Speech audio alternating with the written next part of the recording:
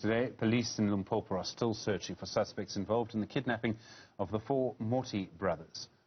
It's believed that seven heavily armed men wearing white overalls kidnapped the 4 brothers yesterday while they were en route to school. The attorney representing the family has said there's still no word from the kidnappers. A delegation from the Limpopo government has paid a call on the Monti family. We speak now to Mavhungu Ramakhanya, the Limpopo MEC for Transport and Community Safety, and the anti-crime activist Yusuf Abramjee.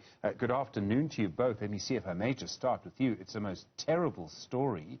At this stage, I mean, you've been to visit the family. I can't imagine how they are this evening. Thank you very much. Yes, indeed.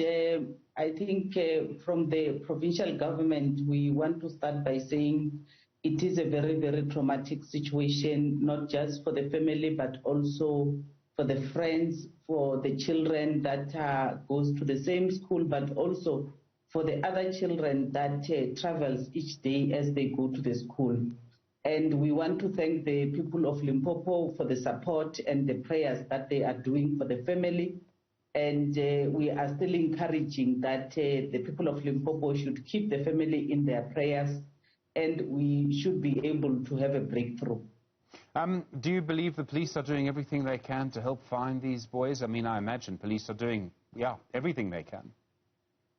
Yes, you'll remember that our statement through the provincial commissioner, we have confirmed that a high-level team has been put in place. Immediately when the police were notified about what has happened on the road, we have put up a good team that was able to then be functionaries that we have in the police, which then they will be doing different activities in terms of where we need to look at. Also, you'll remember that in terms of tracing the car, we were also on air just to check what is happening. And currently, as you'll understand, the teams are hands on the deck. We are working, and I think we have been able, we will try our best to brief the family, but we do not want to take so much stress to them. We want the police to work on the case.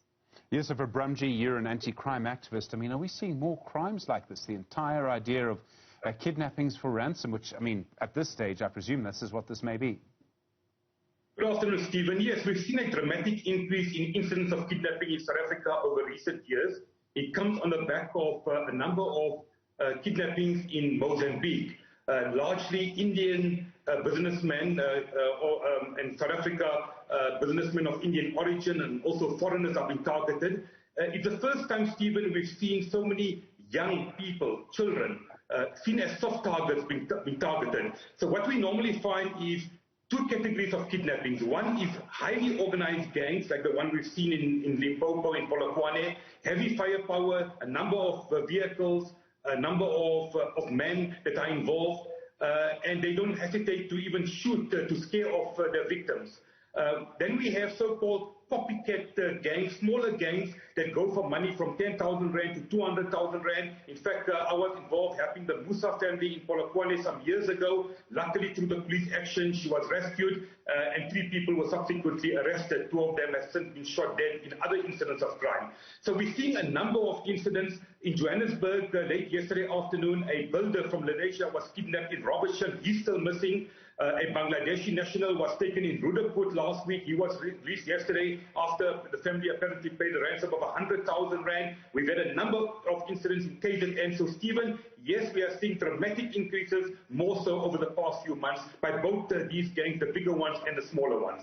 Yusuf, I mean, you made the point that this seems to be targeted mainly at people of Indian descent in Southern Africa. Do we know why that is? I mean, why one specific community of people? It's quite bizarre. People are being profiled. These are not simply random attacks, in my view. People, the movements are being followed. A lot of the business people have upped their security. That is why we are now seeing they're going for softer targets, which are children, almost resembling what we've seen in Northern Africa, where children, school children, are taken captive. And that's a very worrying trend.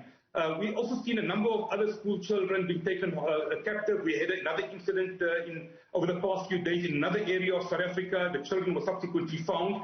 So the fact that these gangs are going for the softer targets is in line with what we are seeing. Let me also add, Stephen, from my experience, these so-called bigger gangs very often have international links. I'm on record as saying that corrupt law enforcement officials, both within Metro Police, sometimes within the South African Police Service, are involved. We've seen some of them arrested, some of them awaiting trial in Gauteng especially. I've discussed the matter repeatedly with the Minister of Police, with the top management of the police, and even in the crime stats that are released every month now, we don't see a breakdown for kidnapping specifically.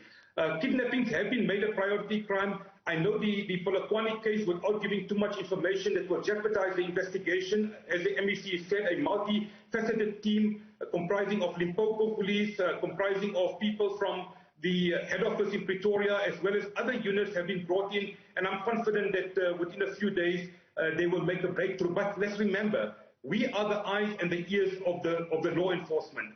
Someone, somewhere, somehow knows who's involved or who was involved in this kidnapping and even other crimes. Pick up the phone the Crime Stop number 08600 10111, and as you know, Stephen, as the Vice President of Crime Stoppers International, we make thousands of arrests around the world annually because of anonymous tip-offs. So my appeal to anyone out there who's seen something, who knows something, please make it your moral duty, your civic duty. Let's reunite the four siblings with their parents. And as you can understand, the family is very, very distraught. Let's even give them the space and the time to deal with this trauma. And I think not only the people of Limpopo, the people of South Africa are really concerned about the safety of these people and also the other kidnapping victims in South Africa. I mean, MEC, you listen to this, you hear that certain people are being targeted, that numbers are increasing. In this case, it's 4 children. You know, as a community safety MEC, we know it's very difficult to protect our children all the time, and I imagine you share the sentiments of Yusuf Abramjee. If anyone knows anything, please tell us. Yes, we do share the sentiments, and I think, like he's indicating, we are also, as the team is investigating, we have requested them to say they should be able to analyze the trend and also try and look at how it links with what is happening in other provinces. We can't treat the situation in Limpopo in isolation, because these things now will come from other provinces to our own province. We are seeing a rise, you know, even if it's a 1 or 2 cases, it's a case of concern. And I think he summed it up well. Somebody somewhere, let them be anonymous people. I always say, for us to be able to break through and be able to achieve, this is not for one person, this is for all of us, because if we can break through the case and the kids are back safe, it means we start to eliminate. But we want to call on all the people that have known, that know something. You might not have seen it that day, but you might be sitting in a place where you hear somebody bragging about what they are doing. Even if it's not related to this case, as long as it's about a gang, we are inviting everybody to come out, because any other gang that is doing something in the province, be it they might be in the drugs or in any other cartel, it will help us to really break through, and we can eliminate it before it starts to rise like what is happening in other provinces. MEC Mavhungu Ramakhanya, the Limpopo Transport and Community Safety MEC, thank you very much indeed. The anti-crime activist Yusuf Abramjee, I appreciate the time. Thank you.